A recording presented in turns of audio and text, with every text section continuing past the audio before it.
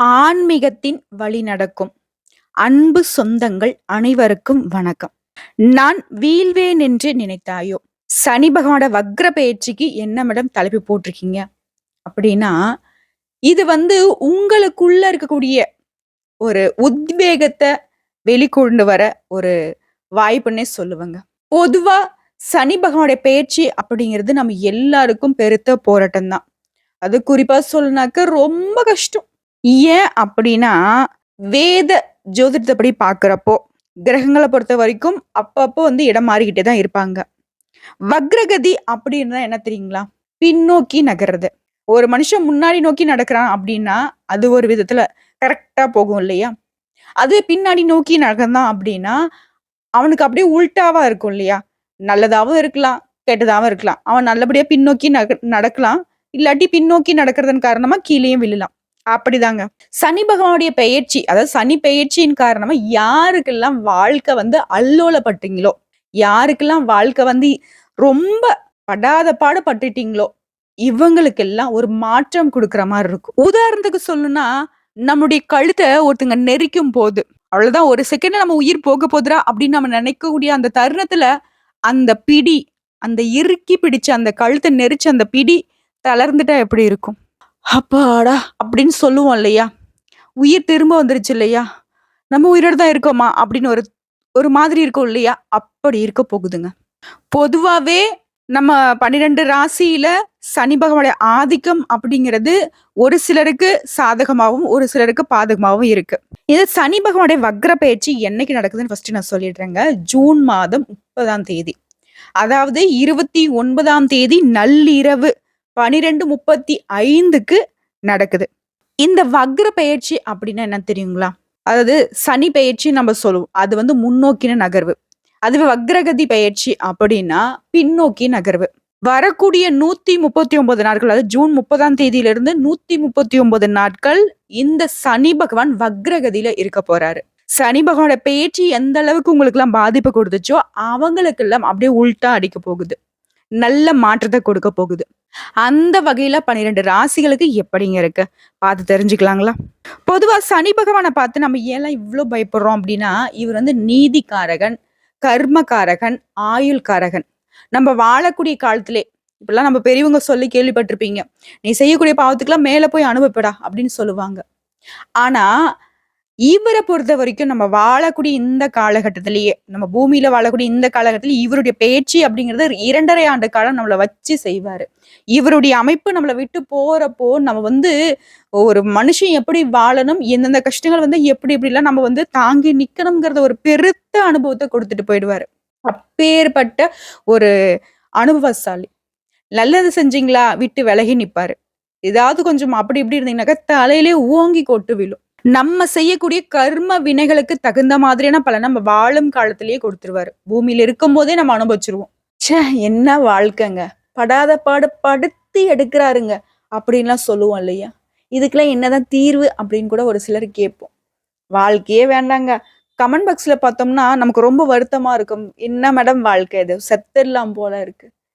ஒண்ணுமே இல்ல. எந்த ஒரு முன்னேற்றமும் இல்ல.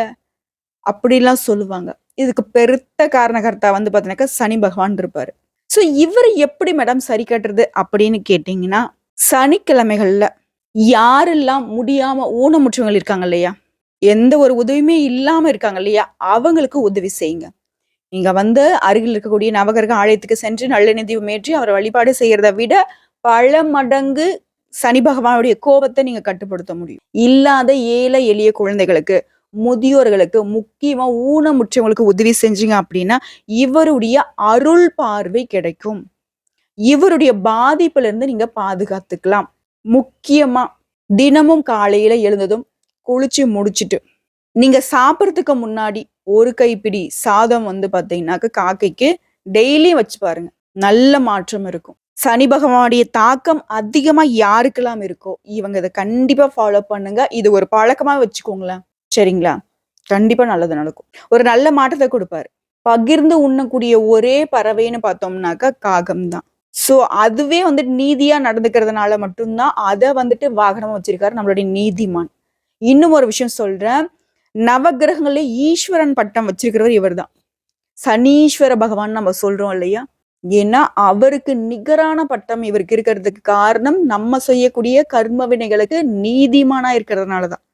சோ இப்படிப்பட்ட இவருடைய வக்ரகதி அப்படிங்கிறது நமக்கு எந்த மாதிரியான மாற்றங்கள் அப்படின்னு தொடர்ந்து பார்க்கலாம். 12 ராசியில 9வது ராசியாகவும் குரு பகவானை ராசி அதிபதியாகவும் கொண்ட தனுசு ராசி அன்பர்களே, உங்களை பொறுத்த வரைக்கும் எந்த ஒரு பேச்சுமே உங்களுடைய வாழ்க்கையை நல்ல விதத்துல மாத்தல. முக்கியமா சொல்லனாக்கா குரு பேச்சு ரொம்ப எதிர்பார்த்தோம், அவங்களும் பெருசா உங்களுக்கு முன்னேற்றத்தை கொடுக்கல. குரு பகவானை பொறுத்த வரைக்கும் சுபகரகம் அப்படிங்கிறதுனால அவருக்கு கெட்டதை தடுக்க முடியாது, நல்லதை கொடுக்க முடியும் இவரெல்லாம். ஆனா சனி பகவானை பொறுத்த வரைக்கும் நல்லதை நினைச்சாலும் கொடுக்க முடியும், கெட்டதை நினைச்சாலும் கொடுக்க முடியும். அவர் என்னமோ தனுசு ராசிக்கு கெட்டதுதான் செய்யணும் இவனுக்கு அப்படிங்கிற மாதிரி குத்தைக்கு எடுத்த மாதிரி நம்மளுடைய வாழ்க்கையை வச்சு செஞ்சுட்டாரு சனி பகவானோட பெயர்ச்சி. இப்ப வந்திருக்க சனி பகவானோட வக்ர பயிற்சி எப்படிங்க இருக்க போகுது? போதுங்க, அந்த ஆள் பண்ணதே என்னால பொறுத்துக்க முடியல. ஒரு நாள் நான் நிம்மதியா தூங்கல, ஒரு நாள் நிம்மதியா நான் சாப்பிடல, ஒரு நாள் ஆச்சு. ஆஹா அப்படின்னு என்னோட வாழ்க்கை போச்சுங்களா மேடம் அப்படின்னு கேட்கறது எனக்கு கேக்குது, உண்மைதான். ஆனா அந்த சனி பகவானோட வக்ர பயிற்சி அப்படிங்கிறது பயப்படுற மாதிரி இருக்காது. உங்களுக்கு எந்த அளவுக்கு கஷ்டத்தை கொடுத்தாரோ அதுக்கு எல்லாத்துக்கும் ஆப்போசிட்டா மருந்து கொடுக்க போறாரு. கஷ்டப்பட்டீங்களா? நல்லா இருக்க போறீங்க. கடன் வாங்குற நிலைமையில இருந்தீங்களா? கடன் கொடுக்கக்கூடிய நிலைமைக்கு மாற போறீங்க. வீடு வாசல் இல்லாம இருந்தீங்களா? வீடு வாசல் வாங்குறது மட்டும் இல்லாம மத்தவங்களுக்கு உதவி செய்யக்கூடிய அளவுக்கு உங்களுடைய நிலை மாறும். மேடம் கேட்கறதுக்கு என்னவோ நல்லதா இருக்கு. சனி பகவானோட பெயரை கேட்டாலே பயமா இருக்கு. இதுல வக்ரம் அப்படின்னாவே இன்னும் பயமா இருக்கு மேடம். வக்ர பயிற்சி அப்படிங்கிறது எங்களுக்கு சாதகமா இருக்கும், கொஞ்சம் தெளிவா சொன்னீங்கன்னாக்கா அதுக்கு தகுந்த மாதிரி அவருடைய பாதிப்புல இருந்து எங்களை கொஞ்சம் தற்காத்துக்கும் அப்படின்னு கேட்கக்கூடிய அன்பர்களுக்கு நான் ஒரு விஷயம் சொல்றேன்.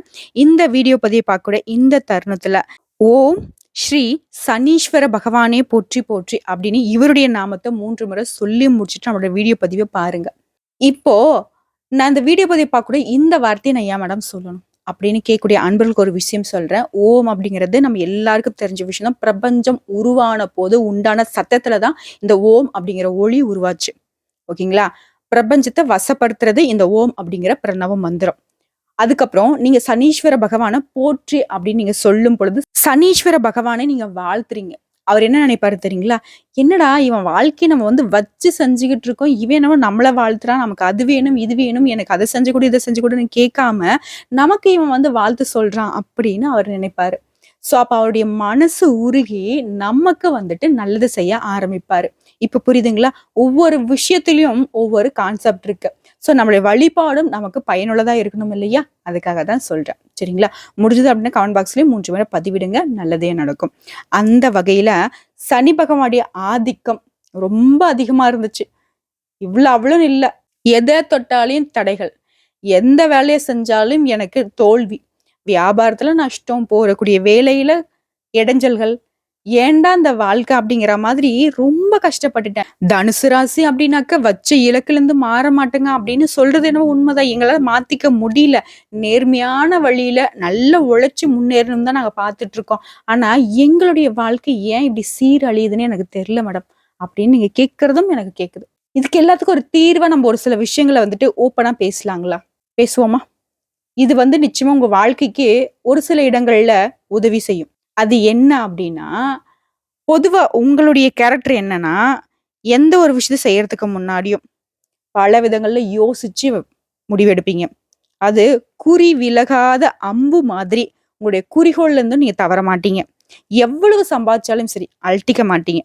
எவ்வளோ பெரிய உயர் ரக வாகனத்துல வந்தாலும் சரி, எந்நேரமும் விமானத்துல பறந்துகிட்டே இருந்தாலும் சரி, நீங்க ஆனா உங்களுடைய எதிர்பார்ப்பு என்ன தெரியுமா இருக்கும்? பழைய அந்த மிதிவண்டி மேலதான் இருக்கும். பழசை எப்பவுமே மதிக்காதவங்க, மனுஷங்களை மட்டும்தான் மதிக்குவீங்க தவிர்த்து அவங்களுடைய தகுதியை உங்களுடைய ஸ்டேட்டஸ்ல வச்சு நீங்க கம்பேர் பண்ணவே மாட்டீங்க.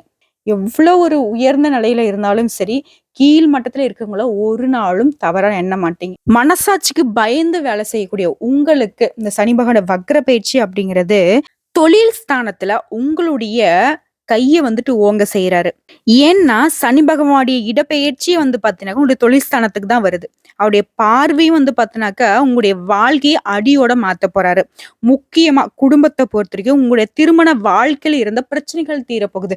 கணவன் மனைவி கிட்டே அடிக்கடி சண்டை சச்சரவுலாம் பிரிஞ்சிடலாம் அப்படின்ற ஒரு நிலைமையில கூட இருப்பீங்க. ஏன் கோர்ட்டு கேஸ் கூட அலைஞ்சிருப்பீங்க. அந்த மாதிரி ஒரு நிலையில இருந்தாலும் சரி, இந்த சனி பகவானோட வக்ர பயிற்சி காலகட்டத்துல, அதாவது அடுத்து வரக்கூடிய ஜூன் 30ஆம் தேதியிலிருந்து அடுத்து வரக்கூடிய 139 நாட்கள்ல உங்களுக்கு குடும்ப வாழ்க்கையை சரி செஞ்சு செஞ்சு கொடுக்குறாருங்க. அடுத்ததா தம்பதிகளுக்கு ரொம்பவே இன்றியமையாத ஒரு விஷயம் அப்படின்னாக்க குழந்தை பாக்கியங்க. ரொம்ப நாளா வந்துட்டு திருமணம் ஆகிட்டு குழந்தை பாக்கியத்துக்கு ஏங்கிக்கிட்டு இருக்கீங்க. போகாத கோயில் குளம் இல்ல, பார்க்காத டாக்டர்ஸ் இல்ல, செய்யாத வைத்தியம் இல்ல அப்படின்னு சொல்லிட்டு நெறைய பேர் புலம்பிட்டு இருப்பாங்க. அப்பேற்பட்ட உங்களுக்கு இந்த 139 நாட்கள் நிச்சயமா குழந்தை பாக்கியத்துக்கான ஒரு அமைப்பு இருக்குங்க. அடுத்ததா உங்களுக்கு புதிய வேலை வாய்ப்புகள் கிடைக்குங்க. ப்ரமோஷனுடன் கூடிய சம்பள உயர்வு கிடைக்கும். உத்தியோக பணிகள் இருக்கக்கூடிய அன்பர்களை பொறுத்தவரைக்கும் தனுசு ராசிக்கு ரொம்பவே அமோகமான காலகட்டம். சோ தொழில் ஸ்தானத்தை பொறுத்தவரைக்கும் உங்களுக்கு நல்ல விதத்துல இருக்கிறதுனால புதுசா தொழில் செய்யணும்னு நினைச்சீங்கனாலும் சரிங்க, தனுசு ராசி என்பவர்கள் தாராளமா செய்யலாம், வெற்றி கிடைக்கும்.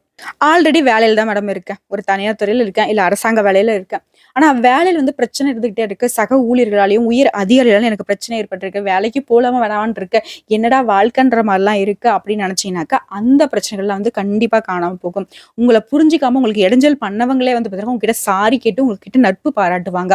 உயர் அதிகாரிகளும் உங்களை புரிஞ்சுக்கிட்டு உங்களுக்கு சாதகமா வந்துட்டு நட்பு கரம் நீட்டுவாங்க. புரிஞ்சுதுங்களா? முக்கியமா உங்களுடைய சம்பள உயர்வுக்கும் உங்களுடைய ப்ரமோஷனுக்கும் உங்களுடைய உயர் அதிகாரிகள் ரொம்பவே சப்போர்ட்டிவா நடந்துப்பாங்க. புரியுதுங்களா? இனி அந்த பிரச்சனை அப்படிங்கிறது தொழில் விஷயத்துல இருக்கவே இருக்காது. புதிய தொழில் வியாபாரம் தொடங்கக்கூடிய அன்பர்களுக்கும் நல்ல லாபம் கிடைக்குங்க. சோ தொழில் ஸ்தானத்தை பொறுத்த வரைக்கும் நல்ல விதத்துல இருக்கு. இதுல கெடுபலன்னு ஒண்ணு இருக்குல்ல, அது எங்க மேடம் இருக்கு அப்படின்னா, எந்தெந்த இடங்கள்ல நீங்க கவனமா இருக்கணும்னு பார்த்தோம்னா, உடல் ஆரோக்கியத்துல ரொம்ப கவனமா இருக்கணும். அது பர்ட்டிகுலரா வந்து பார்த்தாக்கா தூக்க பிரச்சனை வரதுக்கு வாய்ப்பு இருக்கு. அகல கால் வைக்காதீங்க. தொழிலே நீங்க புதுசா தொடங்கினாலும் சரி, உங்களுடைய கைக்கு தகுந்த மாதிரி முதலீடு போட்டு தொழில் ஸ்டார்ட் பண்ணுங்க. வண்டி வாகனத்துல செல்றப்போ ரொம்ப கவனமா இருக்கணும். நான் முன்னாடியே சொன்ன மாரி ஆரோக்கிய பிரச்சனைகள் ஏற்படலாங்க. அத நீங்க கவனிக்காம போனாக்கா, பின்னாடி வந்துட்டு பாதகமான பலன்கள் ஏற்படுறதுக்கு வாய்ப்பு இருக்கு. சோ சின்னதா உடல் உபாதைகள நீங்க உணர்ந்தாலும் சரி, உடனடியா மருத்துவர்கிட்ட போய் ஆலோசனை கேட்டு ட்ரீட்மெண்ட் எடுத்துக்கோங்க. அடுத்து அப்பா வழியில வந்து பார்த்தோம்னாக்கா, அப்பாவுடன் குடும்ப உறவுல சிக்கல்கள் ஏற்படுறதுக்கும் வாய்ப்பு இருக்கு. இதனால பெரியவங்க கிட்ட எப்பவுமே விட்டு குடுத்து நடந்துக்கோங்க. முக்கியமா அப்பா கிட்டயும் சரி, அப்பா வழி உறவுக்காரங்கிட்டயும் சரி ரொம்பவே கவனமா நடந்துக்கோங்க. இன்னொரு விஷயம், உங்க மனசுக்கு பட்டதெல்லாம் பேசக்கூடியவங்க தான் தனுசு ராசிங்க. அதான் சொல்றேன்ல, அம்பு மாதிரி இருக்கும் இவங்களுடைய வார்த்தைகள். ஓகேங்களா? மனசுல பட்டது அப்படியே டக்குன்னு வெளிய வந்துரும். சோ அந்த மாதிரி வாயை கொடுத்து மாட்டிக்க வேண்டாம். சண்டை வரத்துக்கு வாய்ப்பு இருக்கு. அதே மாரி உங்ககிட்ட யாராவது சண்டைக்கு வராங்க, நீங்க யார்ட்ட சண்டைக்கு போற மாதிரி ஒரு அமைப்பு இருந்தாலும் சரி, நீங்க பொறுமை காட்பது ரொம்ப நல்லது. யார் மனசையும் புண்படுத்தாம பேசுங்க. ஓகேங்களா? எந்த ஒரு விஷயத்த வந்துட்டு நீங்க முடிவெடுக்கலாம் சரி, யோசிச்சு முடிவெடுங்க. 1க்கு 2 முறை கிடையாது. 1க்கு 10 முறை கூட யோசிங்க. தப்பே கிடையாது. ஒரு சிலருக்கு வந்து பார்த்தீங்கன்னா, கிட்னி சம்மந்தப்பட்ட பிரச்சனைகள் வரதுக்கு வாய்ப்பு இருக்கு. மனநலன்ல பிரச்சனைகள் வரதுக்கு வாய்ப்பு இருக்கு. எவ்வளவுதான் பணம் வந்தாலும் சரி, நிம்மதி இல்லாத ஒரு நிலையும் இருக்கலாங்க. ஏன்னா சனி பகவானுடைய பெயர்ச்சி அப்படிங்கிறது உங்களுக்கு ஓரளவுக்கு சாதகமா தான் இருந்திருக்கு. ஓகேங்களா? சோ அதுக்கு அப்படியே உல்டா அப்படிங்கிறப்போ சனி பகவானுடைய வக்ர பயிற்சி அப்படிங்கிறது பொருளாதார ரீதியா உங்க கைய உயர்த்திட்டு ஆரோக்கிய பிரச்சனையில கை வச்சுட்டாரு. ஆனாலும் இந்த ஆரோக்கிய குறைபாட நீங்க ஒரு சில விஷயங்கள கவனமா இருந்தாவே தவிர்த்திடலாம். இன்னும் சொல்லனாக்கா ஒரு சிலருக்கு வயிறு சம்பந்தப்பட்ட பிரச்சனைகள் வரதுக்கும் வாய்ப்பு இருக்கு. திடீர்னு மயக்கம் வரதுக்கும் வாய்ப்பு இருக்கு. அண்ணன் தம்பி உறவை பொறுத்த வரைக்கும் சிக்கல்கள் ஏற்படலாங்க. அதனாலயும் கவனமா யோசிச்சு பேசுங்க. அண்ணன் தானே தம்பி தானே சொல்லிட்டு வார்த்தையை விட்டீங்க அப்படின்னாக்கா பெரிய பிரச்சனைகள் வரதுக்கு வாய்ப்பு இருக்கு. உடல் ஆரோக்கியம் கண்டிப்பா நீங்க ரொம்ப கவனம் செலுத்த வேண்டிய ஒரு காலகட்டம்ங்க. இந்த சனி பகவான் வக்ர பயிற்சி அப்படிங்கிறது உங்களுக்கு கொஞ்சம் ரிஸ்கான காலகட்டம்னே நான் குறிப்பிட்டு சொல்லுவேங்க. மேடம் என்ன மேடம் ஒரு அளவுக்கு வந்துட்டு பொருளாதார ரீதியா கையை உயர்த்திட்டு இந்த அளவுக்கு வந்துட்டு உடல் ஆரோக்கியத்துல கை வச்சுட்டாரு. இதுக்கு என்னதான் நான் செய்யட்டும் அப்படின்னா, நீங்க செய்ய வேண்டிய விஷயம் ஒண்ணே ஒண்ணுதாங்க. சனிக்கிழமைகள்ல அருகில இருக்கக்கூடிய இங்க விநாயகர் பெருமானுக்கு அருகம்புல் மாலை சாற்றி வழிபாடு செய்யுங்க. ஏன்னா சனி பகவானுடைய தாக்கத்தை வந்துட்டு அதை தகர்த்தெறியறதுக்கு நம்மளுடைய முதற்கண் கடவுளான விநாயகர் பெருமானால் மட்டும்தான் முடியும். ஓகேங்களா? அவருடைய வழிபாடு சிறப்பு. இதையும் தாண்டி சொல்லணும்னாக்க ஆஞ்சநேய பெருமானுடைய வழிபாடும் உங்களுக்கு ரொம்ப சிறப்பே. ஏன்னா விநாயகர் பெருமானை வந்து அவரால் அணுகவே முடியல. ஆனா ஆஞ்சநேய பெருமானை அணுகியும் அவருடைய தலை மேல ஏறி உட்கார்ந்தும் கூட அவரால ஆஞ்சநேய பெருமானுக்கு எந்த ஒரு தொல்லையும் கொடுக்க முடியல. அவருக்கு தான் தொல்லையா மாறினாரு. சோ இந்த 2 தெய்வங்களுடைய வழிபாடும் உங்களுக்கு சனி பகவானுடைய தாக்கத்துல இருந்து காத்துக்கொள்ள முடியும். சரிங்களா? இத ஃபாலோ பண்ணலாம். இதையும் தாண்டி இன்னொரு விஷயம் சொல்லணும்னா, உடல் ஊனமுற்றவங்களுக்கு, இல்லாத ஏழை எளிய அனாதை குழந்தைகளுக்கு உதவி செய்யுங்க. உங்களால முடிஞ்ச உதவிகள் ஒரு சாப்பாடா இருக்கலாம், துணிமணியா இருக்கலாம், இல்ல அவங்க படிப்புக்கு உதவி செய்ய விஷயமா இருக்கலாம். இந்த மாதிரி விஷயங்களை செய்வதன் காரணமா உங்களுடைய தானம் தர்மங்கள் உங்களுக்கு சனி பகவானுடைய தாக்கத்துல இருந்து உங்களுடைய தலையை காக்குங்க. ஓகேங்களா? மேலும் சொல்லணும்னா பரிகாரமா பார்க்க போனோம்னா, உங்களால முடிஞ்சது அப்படின்னா தேனிக்கு அருகில் இருக்கக்கூடிய குச்சனூர்ல வீற்றிக்கூடிய சுயம்பு வடிவில காட்சியளிக்கக்கூடிய சனீஸ்வர பகவானை விசாக நட்சத்திரம் நடைபெறக்கூடிய நாள்ல சென்று வழிபாடு செய்யுங்க. உங்களுக்கு அவருடைய பாதிப்பு குறையும். இதய நோயால பாதிக்கப்பட்ட எந்த ஒரு உதவியும் இல்லாம இருக்கக்கூடிய ஏழை எளிய மக்களுக்கு உதவி செஞ்சீங்க அப்படின்னா உங்களுடைய எதிர்பார்ப்புகள் அனைத்தையும் நிறைவேற்றி கொடுப்பார் அந்த சனீஸ்வர பகவான். நீதிக்காரகன், நியாயக்காரகன், கர்மக்காரகன், ஆயுள்காரகன், இப்படி பல விதங்களை நம்ம செய்யக்கூடிய கர்மாக்களுக்கு பலன் தரக்கூடியவர். ஸோ இந்த காலகட்டத்துல நல்லதே நினைங்க, நல்லதையே செய்யுங்க. முடிஞ்ச அளவுக்கு மற்றவங்களுடைய கஷ்டங்களை போக்குறதுக்கு முயற்சி பண்ணுங்க. உங்களுடைய கஷ்டங்கள் தன்னால விலகி ஓடும். சூரியனை கண்ட பனி போல நிச்சயமா உங்களுடைய கஷ்டங்கள் கரைந்து போகும். புரியுதுங்களா? உங்களுடைய செயலுக்கு உடனடியா பலன் கொடுப்பாரு. மேடம், நான் இன்னைக்கு வந்து பாத்தீங்கன்னாக்கா இந்த மாதிரி ஏழை எளிய மக்களுக்கு நான் உதவி செஞ்சுட்டேன், எனக்கு வந்து 1 மாசம் கழிச்சா அந்த பலன் கிடைக்குமா அப்படின்னா, அவர் நினைச்சாரு அப்படின்னாக்க நீங்க செய்யணும்னு நினைச்சிட்டாலே போதும், உங்களுடைய கஷ்டங்களை தீர்த்துடுவார். அந்த மனசுதான் கடவுள்னு சொல்லுவாங்க இல்லையா? அந்த மாதிரிதான். நீங்க நல்லதை நினைச்சிட்டு நல்ல விதமாவே நடந்துக்கிட்டீங்க அப்படின்னாவே போதும். அதை மட்டும்தான் நம்மளோட சனீஸ்வர பகவான் எதிர்பார்க்கிறார். புரியுதுங்களா? உண்மையான பக்தியோட, உண்மையான அன்போட, உண்மையா எல்லா விதத்திலையும் உண்மை அப்படிங்கிற ஒரு விஷயத்த மட்டும் வச்சுக்கிட்டு நீங்க வாழ்க்கையை ரன் பண்ணீங்க அப்படின்னாக்க உங்களுக்கு சனி பகவானுடைய வக்ர பயிற்சியா இருக்கட்டும், எப்பேற்பட்ட கிரகங்களுடைய அமைப்பு மோசமா கூட இருக்கட்டுங்க, உங்களை ஒண்ணுமே பண்ண முடியாது. ஓகேங்களா?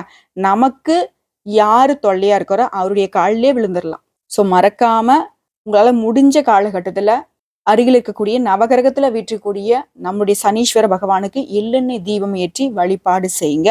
ஒரு சிலரை வந்து தொட்டுலாம் வழிபாடு செய்வீங்க, தயவு செஞ்சு அந்த மாதிரி செஞ்சிடாதீங்க. அதே மாதிரி அவரை வந்து வழிபாடு செய்யறப்போ நேருக்கு நேரம் நின்று வழிபாடு செய்யக்கூடாது, ஓரமா நின்றுதான் நீங்க வழிபாடு செய்யணும். ஓகேங்களா?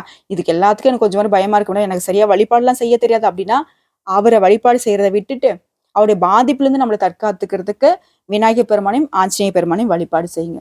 இது போதும். ஓகேங்களா?